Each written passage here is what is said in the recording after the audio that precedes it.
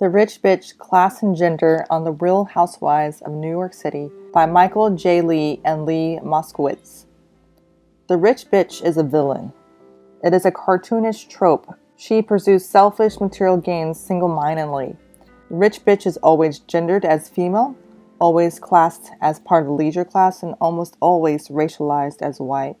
She functions at the cultural crossroads where class antagonisms can be articulated and traditional gender roles can be reassured.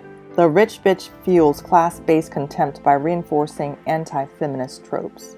These particular shows were important and became more popular during 2008 and 2009 during the economic recession. Many Americans lost their jobs and their homes, and so they found escapism by peering into the real lives of rich Americans in New York City. These shows focus on how the fortunate few or wealthy spend, and this is part of conspicuous consumption, just spending for no meaning whatsoever. This particular show focused on the arriviste class or new rich women. Rather than valorizing the rich and demonizing the poor like its predecessors, the Real Housewives of New York take aim at the consumptive lives of its arriviste new rich heroines. In the world of the Real Housewives of New York, money destroys rather than enables. Self-awareness, friendship, and most importantly, competent mothering is challenged. In particular, this show focuses on rich women and how they spend frivolously and not men, again criticizing women and their choices. When we think about housewives, this is a type of image that we usually think of. We think of the stay-at-home mom who cooks and cleans and does whatever she can to make sure that her family is safe and happy.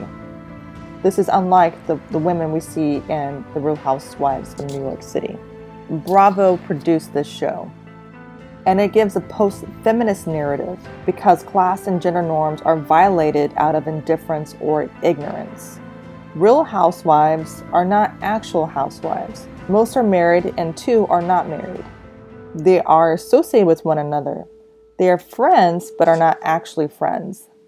They are rich people without class.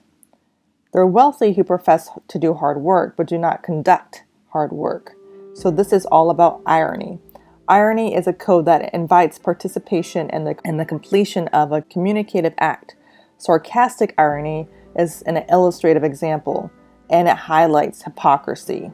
So what we see with Bravo, they use a hyperbolic formulation. The intended meaning was the exact opposite of the statement's literal meaning. So again, the Bravo wink highlights hypocrisy, is designed to expose and reduce female characters and engage the audience.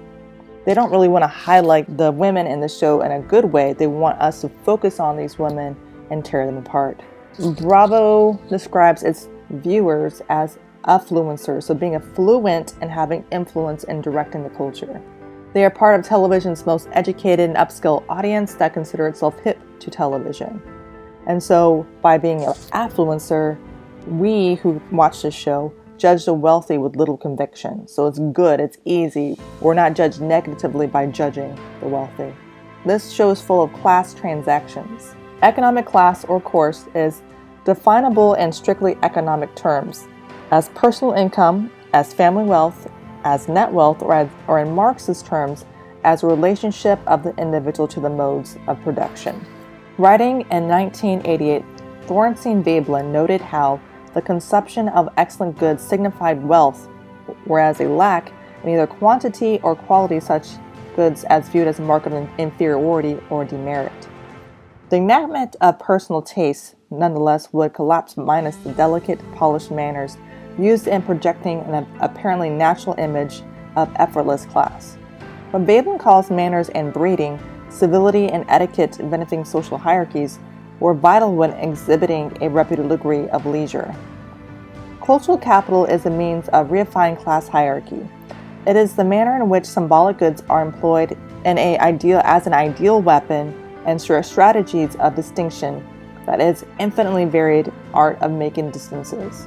The populist sentiment is this: the upper class is not evidence of economic system that rewards the hard labor of elite education. So the characters in the Real Housewives of New York defy images of high society sophisticate. We see here that they judge each other's class authenticity. They violate their own class standards. The irony is that money itself hinders a rewarding lifestyle. They have relational difficulties by implying that wealth and anime are linked. And anime is a move away from unification of groups. Post-feminists say that the characters address consumerist desires of a feminist dialect, that you can buy your liberation or show your liberation through what you consume. We see here that The Real Housewives of New York demonstrates what we consider bad mommies. This show justifies misogynistic gender divisions that presume that women remain the best primary characters of children, and uses gender stereotypes to re-signify the upper class, and uses catty and consumptive behaviors to reinscribe the notion that mommy should be at home with the kids.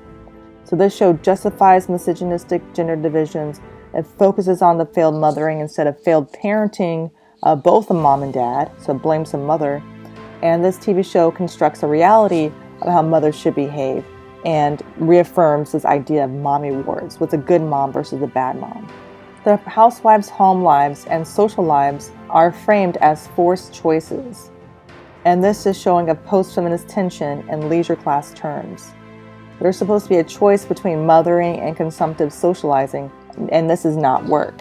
The women have to choose between being a mother or building up their lifestyle and their social networks.